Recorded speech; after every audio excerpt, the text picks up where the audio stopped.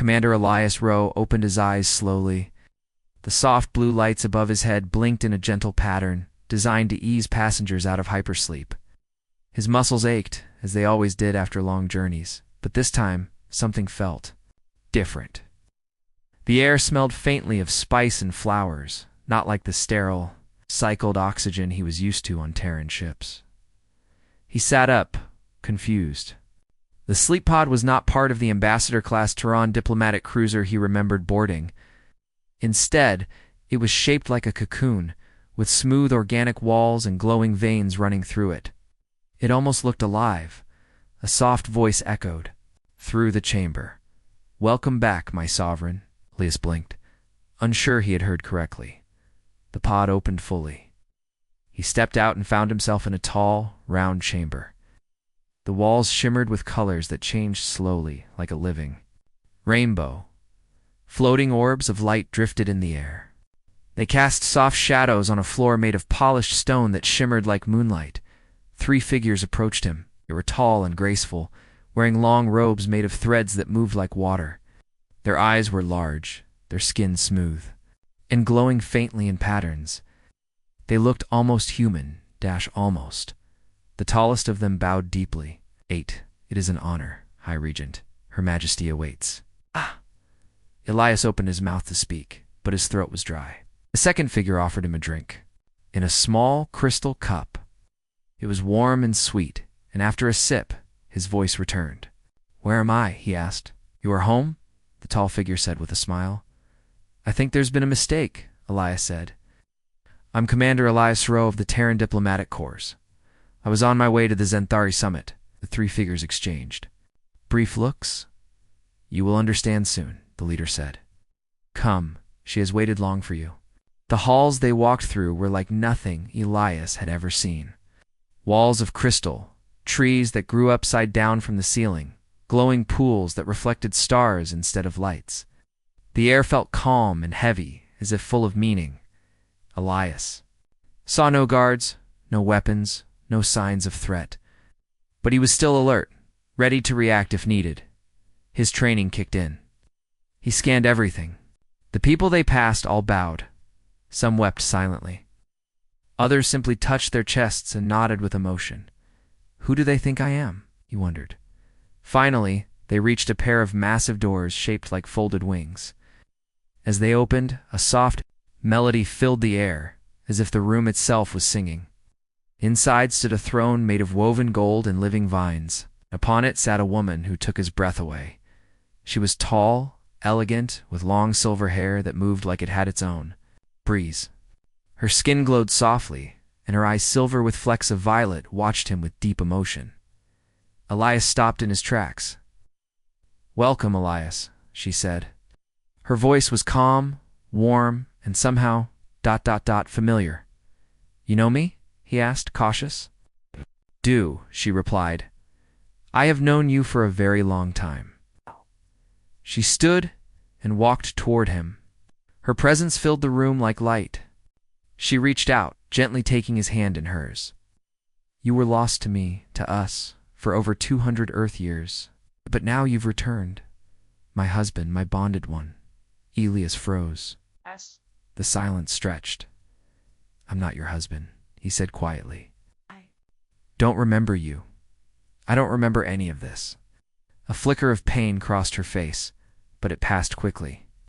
"That is expected," she said gently. "The mind forgets, but the bond remembers." She placed his hand over her heart. They felt a strange warmth rushed through his chest like standing in the sun after years in the cold. His heart rate rose. Images flickered in his head too fast to understand. A garden, stars, laughter, a song. He stepped back, breathing hard. "What was that?" "Memory," she said softly. "Or the shadow of one." Elias was given a suite of rooms in the palace, though palace felt like the wrong word. The building was part nature, part machine, part dream. Its walls responded to his moods, changing colors and textures. The floor hummed gently beneath his feet. Food appeared when he was hungry, based on what he liked somehow. They knew. That night, he couldn't sleep. He looked out from his balcony at the city below. Towers of light reached toward the stars. Sky beasts with wings like sails glided silently through the air. The people moved calmly, joyfully, like they shared some unspoken happiness. A small orb floated into his room and projected a soft light. A screen appeared, and a recorded message played. It was him, Elias, but younger. The version of himself he barely recognized. He looked into the camera and spoke with confidence. If you're seeing this, it means the memory wipe worked. It means you returned, and that HFY is still alive. The younger Elias smiled slightly. I know you're confused. I know you're scared, but you chose this. You chose her. If she kept her promise, then you'll see why. The message ended. Elias sat in silence. Avera, so that was her name. The next morning, Elias asked to see the records of his past. The Palace AI's soft-spoken voice named Siren guided him through ancient logs. Old Terran ship files, partially corrupted. Video clips of him speaking alien languages. Treaty signed in light, not ink. A ceremony under two suns. He had been here before, long time ago. Saren explained that time moved differently near the quantum rift.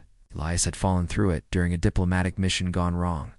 The alien people, called the Alari, had found him. He'd helped them stop a disaster.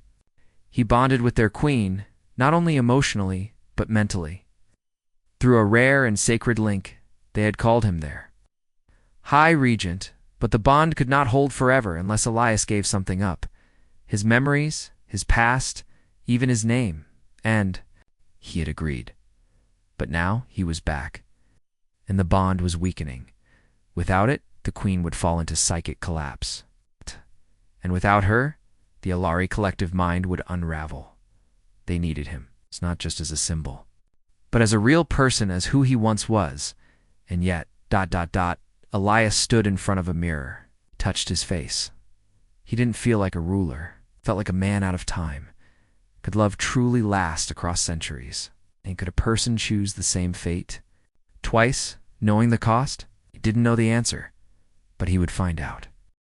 The next few days passed like a dream for Elias. He walked through the beautiful city of the Alari. There were no cars, no pollution, and no rush.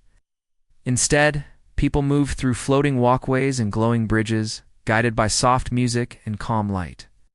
There was no crime, no guards. Everything felt peaceful. But peace didn't mean comfort. Not for Elias. He still didn't understand why he had agreed to stay here 200 years ago. He didn't remember falling in love with Queen Avera. He didn't feel like a high regent. He just felt like a man who had woken up in the middle of someone else's life.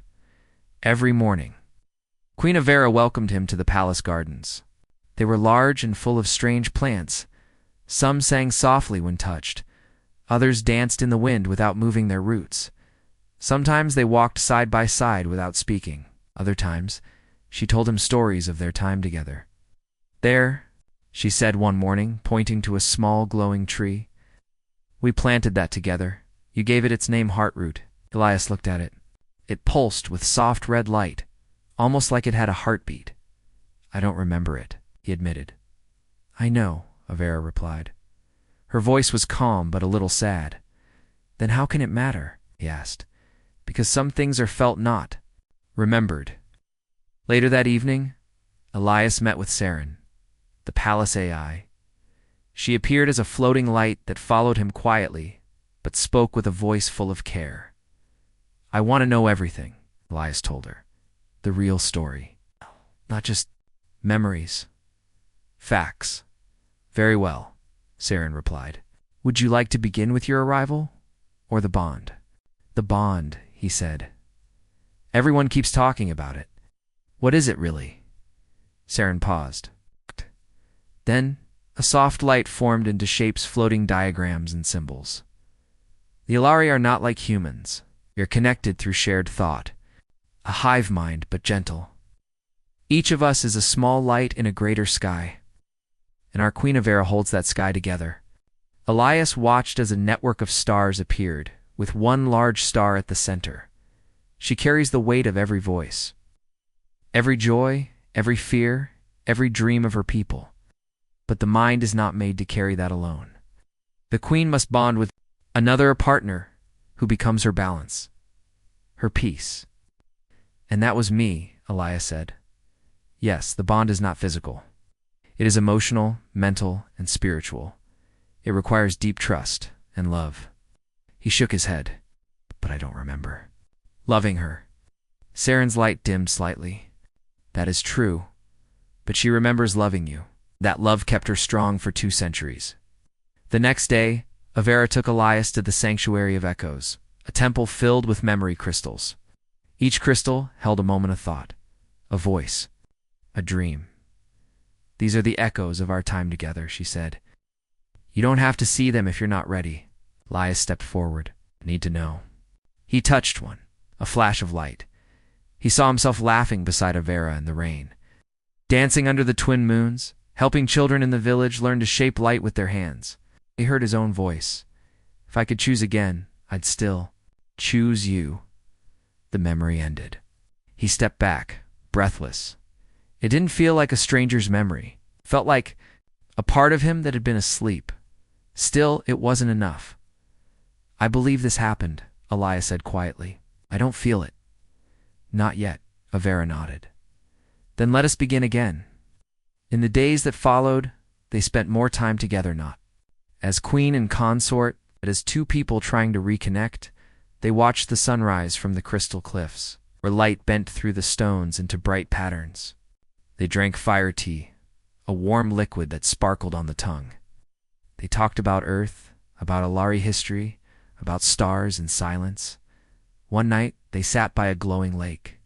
The water shimmered like glass. Do you miss Earth? Avera asked. Miss who I was, Elias said, or at least who I thought I was. You are still that man, she said.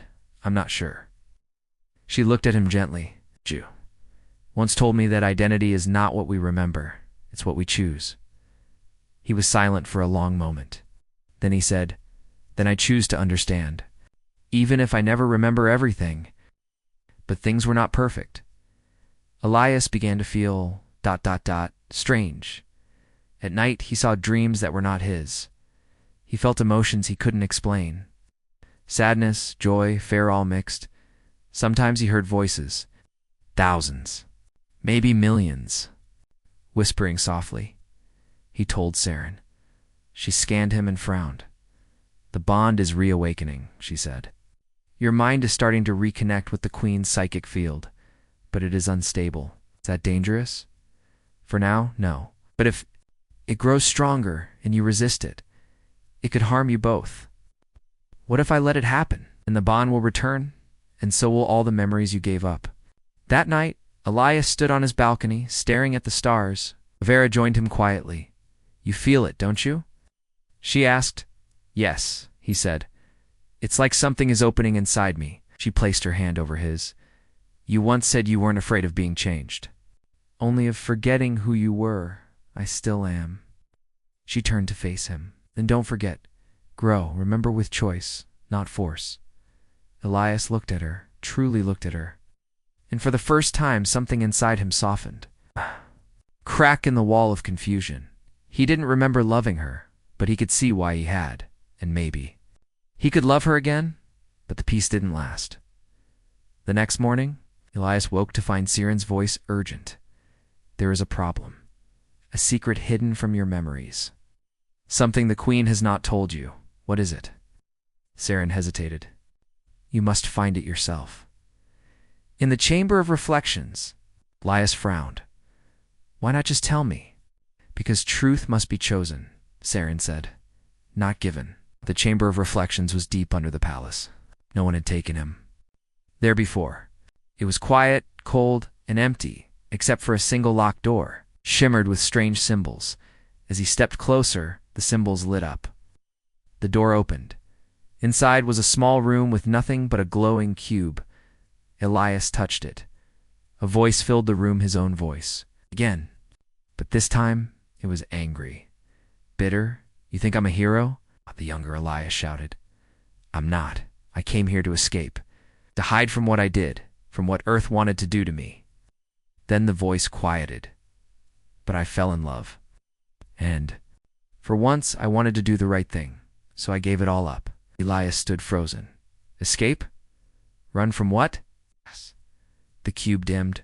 The voice ended with one last message. If I ever come back, and I don't remember, tell Avera I'm sorry for everything. Elias stepped out of the chamber slowly. The world around him no longer felt as peaceful. There was more to this story than love and memory, and he was going to find out the truth. Elias couldn't sleep. The words from the memory cube echoed in his mind. I came here to escape, to hide from what I did. What had he done? He walked the palace halls alone, thinking. The beautiful lights and peaceful music no longer comforted him. He felt like a stranger in a dream. Everything looked perfect, but something was hidden beneath the surface. When the sun rose, he went straight to Saren. I want full access to the diplomatic files from the day I disappeared, Elias said. Those files are sealed, Saren replied. By your own command, 2 centuries ago. Then unlock them. I don't care who I was. I want to know who I am now. There was a pause. Then Saren answered softly. Very well. Screen appeared in the air. Old Terran logs. Secret reports. Video clips. Elias sat down and began watching. It started with a mission. Elias had been part of a Terran peace envoy. He was young, smart, and bold. The Earth Alliance sent him to negotiate with a race called the Varnak, who were threatening to attack Alari's space. But the talks failed. Then, Elias did something unexpected. Disobeyed orders. Entered Alari territory without permission, hoping to stop the war with diplomacy. But during the jump through the rift, something went wrong. His ship vanished. Earth marked him as dead. But the truth was more complicated. He hadn't just crashed into Alari space. He had surrendered to the Lare. Elias watched the old footage of himself recorded by Alari historians. He was angry, desperate, tired of war. He told the Alari leaders he was done fighting for Earth's politics. Let them call me a traitor, he had said. I'd rather live in peace than serve a machine. And then came the moment. He met Avera. They were drawn to each other almost. Immediately, 2 leaders, both caring too much. They shared late conversations, joint missions, quiet nights under stars. And then they bonded. It was real, but it had started with running away. Elias leaned back in his chair. His head hurt. His heart felt heavy. He hadn't been a hero. He had been a deserter. He didn't speak to Avera for 2 days. She gave him space. Perhaps she knew what he had found. Perhaps she had been waiting for this moment. On the 3rd day, he asked to see her. She met him in the Chamber of Winds, a high open hall where the sky could be seen from all sides. The air was cool and fresh. The stars blinked in the daylight sky like hidden eyes. Elias stood silently for a moment, then said, You knew I ran from Earth, that I was a traitor. You weren't a traitor, she said softly. I broke the law. I abandoned my post. You followed your heart. You chose peace. But I lied, Elias said.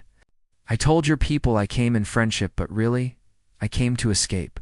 Avera stepped closer. You're right. You did come to escape, but you stayed because you found purpose here, gave us hope. And when the war came, you stood beside me and fought to protect this world. Elias looked down. But I made Earth my enemy. No, she said. Earth made you its enemy. Because you didn't follow orders like a machine. You chose your own path. That's not weakness. That's freedom. That night, Elias walked alone through the city. He watched the Alari people laugh, work, sing, and build. They weren't perfect, but they were happy. And many of them wore small silver marks on their robes, a symbol of the High Regent. His symbol, people still believed in him. Even after 200 years, he wondered, what kind of man had he become in this world? Was he still that man? Could he be? Again, suddenly an explosion shook the ground. The light in the sky flickered. A dark cloud rose from the northern towers.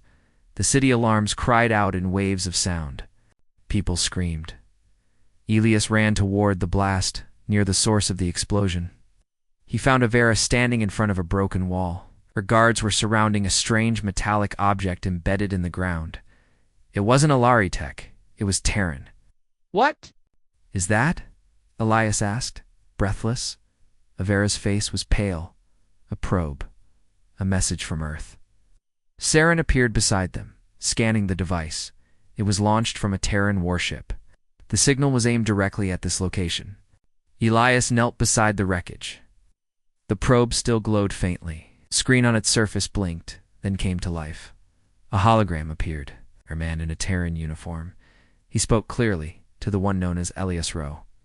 You are ordered to surrender immediately. You are wanted for desertion, espionage, and treason against the Earth Alliance. You have 48 hours to comply, or Earth will send more than a probe. The message ended. Elias stood up slowly. War was coming again. Back in the palace, the council. Gathered, Alari leaders, advisors, and warriors filled the crystal chamber. Tension filled the air. They want to take you, one council member said. If we give you up, perhaps we can avoid another war. We will not give him up, Avera said firmly. He is one of us. But what if he's the reason they attack? Another asked. Elias raised his hand. Let me speak. The room went silent. I didn't come back to bring war. And I don't want your people to suffer because of me. If Earth wants me, maybe I should go. Avera's eyes widened. No. I'm not asking for permission, Elias said. Need to think. Alone. Elias stood in the memory garden that night. He looked at the stars, wondering if one of them held an Earth warship aimed at this peaceful world. He remembered the message he left himself. If I come back and don't remember, tell Avera I'm sorry. Now he understood. He had been sorry for leaving Earth, but maybe he should have been sorry for bringing Earth's problems here as he stood there. Siren's voice spoke gently. There's another memory cube, one that was locked even for me. Where is it? In the temple. A hidden vault. Only you can open it. The next morning, Elias and Siren traveled to the Temple of the First Light, the oldest place in Alari history. Deep inside, under stone and crystal, was a sealed chamber. He placed his hand on the door. It opened. Inside was a single black cube. Unlike the others, this one was silent, heavy. He picked it up and activated it. The image of himself appeared again, this time older. Worn, his face had scars. His eyes looked tired. This is my final message, the past Elias said. If you've made it here, then Earth has returned. And now you face a choice. I lied when I said I left Earth only for peace. The truth is, I discovered something. A secret Earth didn't want anyone to know. They were planning to use the Alari bond to copy it, control it, and turn it into a weapon. A way to control minds. They wanted to use my connection with Avera as a test. That's why I ran. That's why I erased my memories. To protect the bond. To protect her. Past Elias leaned forward, face serious. You may not remember what we had, but you must protect it again. Earth will stop at nothing. And now, it's your turn to choose, the message ended. Elias stood in silence. So that was the truth. Earth wasn't just angry that he left. They were angry because he had stopped their plan. He looked at the cube, then up at the stars. He had chosen peace. Once now, he would choose it again, but this time he would fight for it. The truth had changed everything. Elias stood at the edge of the temple balcony, watching the Alari capital city glow below him like starlight. It was peaceful for now, but he knew it wouldn't stay that way. Earth's message had made things clear. They were coming. And he was the reason behind him. Saren hovered quietly. She had said nothing since Elias watched the last cube. She didn't need to. The silence between them was heavy with truth. Finally, Elias turned and said, How? Much time do we have? 20 hours, Saren replied. Earth's nearest fleet is already in the outer orbit. They're holding position for now. They want only me. They said so, but I do not believe them. Earth does not send warships for just one man. Elias nodded slowly. Then it's not just about me. It's about the bond. Saren pulsed a shade of blue, a sign of sadness. Yes, they want the secret you once protected. Elias clenched his fists. Then I can't run. Not again. In the royal chamber, Avera stood alone, looking at the old bond markings carved into the floor. The symbols shimmered with old power, a language of emotion, not words. Elias entered quietly. I saw the final cube. He said. She turned, her eyes unreadable. Then you know the truth. Yes, he said. I wasn't just a deserter. I was a shield. She nodded slowly. You left Earth to protect me, to protect our people. And I erased my memory so I wouldn't be found, Elias added. But now, they have found me, and they're coming. Avera stepped toward him. You don't have to face them alone. Elias looked into her eyes. I want to.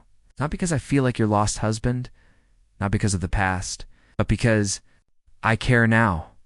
I may not remember everything, but I know what's worth fighting for. For the first time, Avera smiled. The next morning, the council chamber was filled with tension. Leaders from every part of the Alari lands gathered. Elias stood at the center, Avera beside him. I know you didn't ask for this, Elias said. To the room, and I know I brought danger to your doors. But I won't let Earth hurt this world. I won't let them take your peace. You are not alone, Avera said. We stand with you. The council debated, argued, finally agreed. They would not surrender Elias. They would prepare to defend their world, but war would not be their first choice. Hours later, a direct message came from the Earth fleet. This time the message wasn't just for Elias, it was for everyone. A stern man appeared on the screen. General Rourke, head of Earth's Outer Systems Command. This is your final warning. Hand over Elias Rowe within 10 hours. Refusal will be seen as a declaration of hostility. Elias stared at the screen. The man's voice was cold, controlled. But Elias knew that voice. Rourke had once been his commander.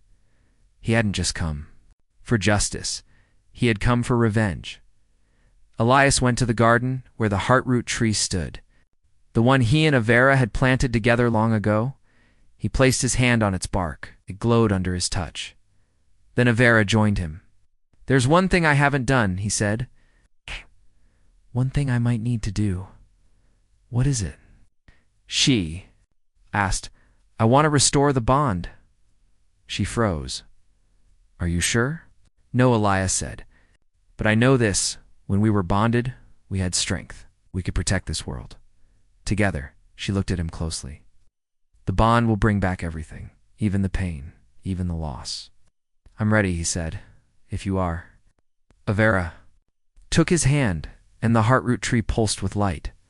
The bonding ritual began under the twin moons. Only a few were allowed to witness it. Elias stood across from Avera in the sacred circle. Between them floated the bond crystallua, living piece of psychic energy. Shaped like a glowing flame, they reached out at the same time. Their fingers touched the crystal, and light exploded. It was not just light, it was memory. Elias fell into a sea of forgotten moments. He saw Avera's face in the rain, her laughter. The first time he held her hand, the night they argued about Earth, the day they chose to build a life together. The kiss before the war, he saw the battles, the fire, the sacrifice.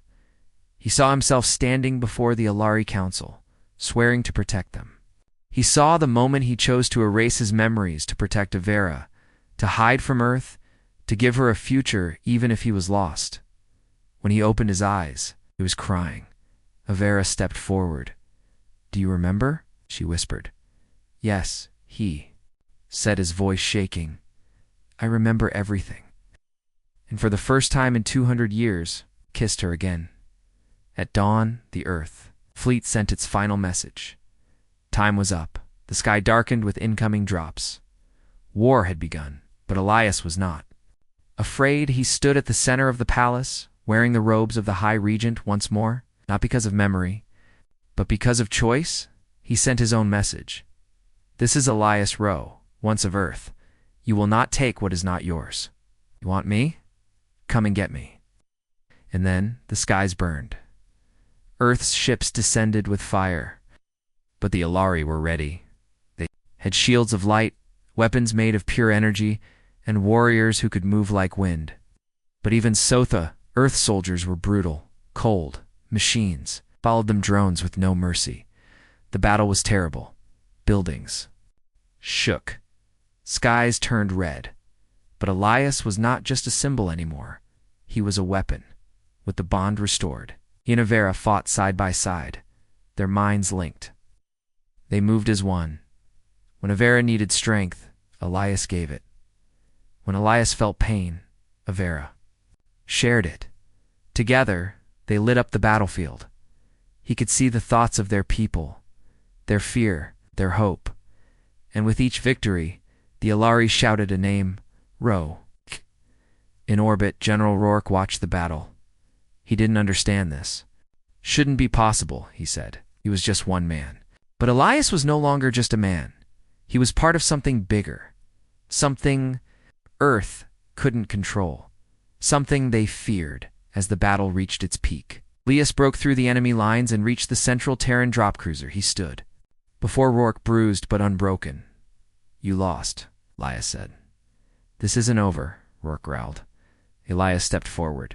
Yes, it is, because I remember who I am, and I'm not yours anymore. Then Avera appeared behind him, her eyes glowing. The bonds surged, and the ship's systems failed. The Earth soldiers surrendered. The war was over. Later, the quiet after the storm, the people of Alarion rebuilt. The damage had been great, but hope was stronger in Elias. Elias felt peace for the first time in centuries. He stood beside Avera on the palace balcony, watching the new dawn rise. I remembered everything, he said. But more than that, I chose everything again. Avera smiled. This time, we write the future together. Elias took her hand. Not as a lost husband, not as a memory, but as a man who had finally come home.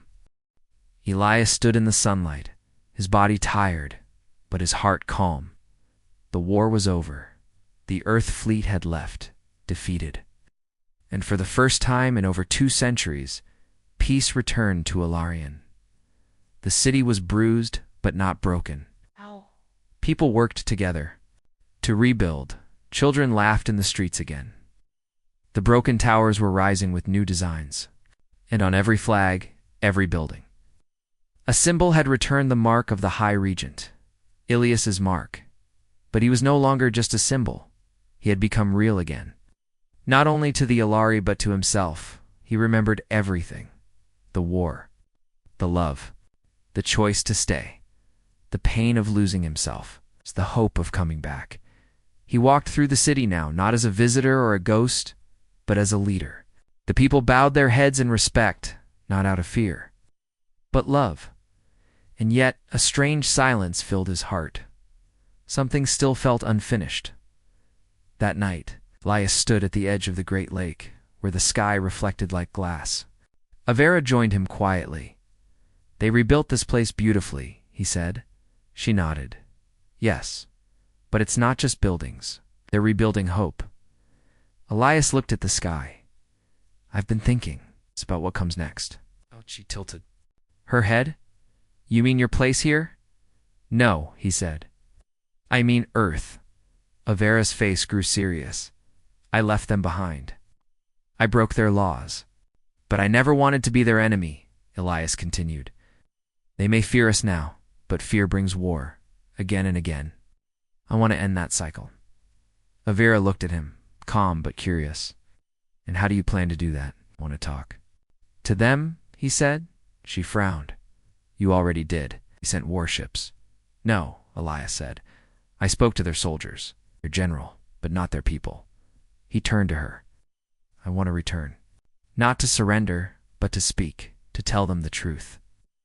She stepped back, alone. Yes. Avera was quiet. Her voice, when it came, was soft and strong. You're brave, but Earth may not listen. They may kill you. Maybe he said, but maybe someone will listen. Maybe someone will understand that this bond, this connection, is not a weapon. It's a gift. She stared at him. Her voice trembled slightly. I just got you back. Now you want to leave? I'm not leaving forever, Elias said. I'm going because it's time we stopped being afraid of each other. He placed his hand gently on hers. I love you. That's why I have to do this. She closed her eyes and nodded, then go. The next day, Elias stood at the spaceport, preparing for launch. Saren floated beside him, scanning the Terran transmission lines. You are sure this is wise? She asked. No, Elias replied with a smile. But I'm sure it's necessary. I will accompany you. No, Elias said. If things go wrong, you're needed here. Keep Avera safe. Keep the people safe. Saren glowed with concern, but she bowed. Then I trust your judgment, High Regent. He stepped into the Alari-built ship's leak, fast and armed with nothing. A symbol of peace. As the engines ignited, Avera appeared on the viewing deck. She didn't wave. She simply looked at him, eyes full of fire and love, and he smiled then.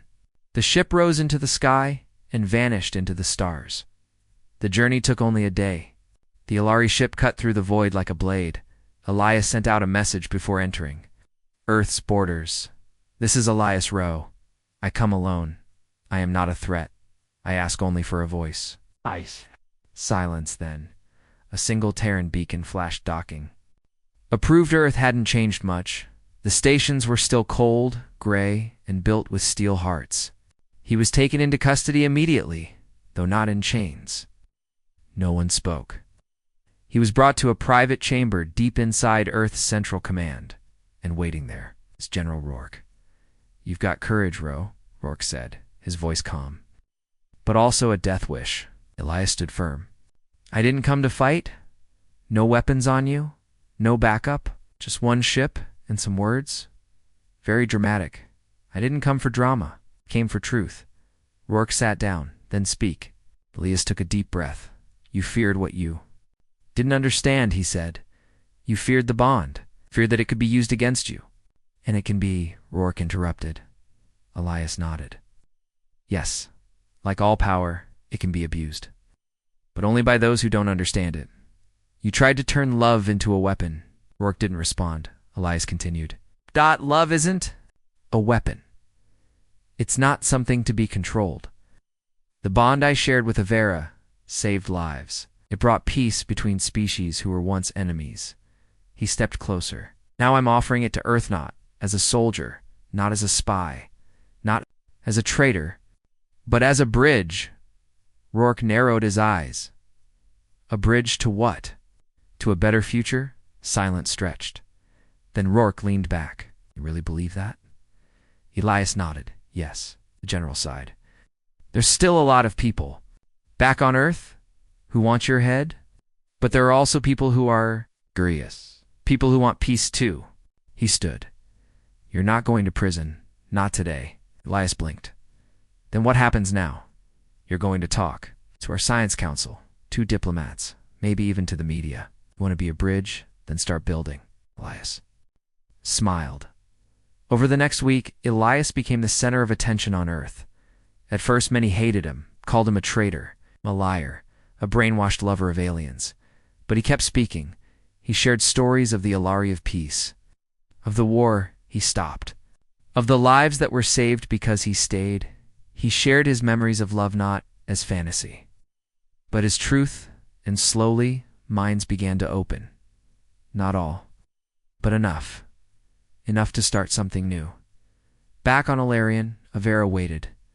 Every day she stood in the sky garden, staring at the stars, her hand touching the bond crystal on her wrist. And then one day, the sky lit up. The ship returned. Elias stepped out, a little thinner, a little older. But smiling, she ran to him, and he caught her in his arms. You came back, she whispered. I promised I would, he said. And this time, there were no more lies in the months that followed. Something incredible happened. Earth and Alarian opened talks. Scientists met, diplomats, exchanged ideas, and though many still feared the bond, others wanted to learn from it, respect it, not as a weapon but as a gift. A small human Alari school opened in the city of Laitara, a place where minds could meet, where love wasn't strange, where peace wasn't impossible, and at the center of it, Alias and Avera, the bond that changed everything. One evening, Alias stood on the highest tower of the palace, watching the stars. A young Alari girl stood beside him. "Students at the new school? Is it true you forgot everything once?" she asked. "Yes," Elias said with a smile. "Was it scary?" "Very," he replied. "Then why did you come back?" she asked. Elias looked at the stars, glowing in the sky like memories. "Because sometimes, even when we forget who we are, love remembers for us," the girl smiled. "I want to bond with someone one day." "Then choose with your heart," Elias said, "and never be afraid." As the night fell over Alarion, the world turned quietly. Above it, two moons shone in silver peace, and on the balcony, a man who had once been lost stood hand in hand with a queen, their hearts united, their bond stronger than ever, not because of fate, but because of choice. And this time, it would never be forgotten again.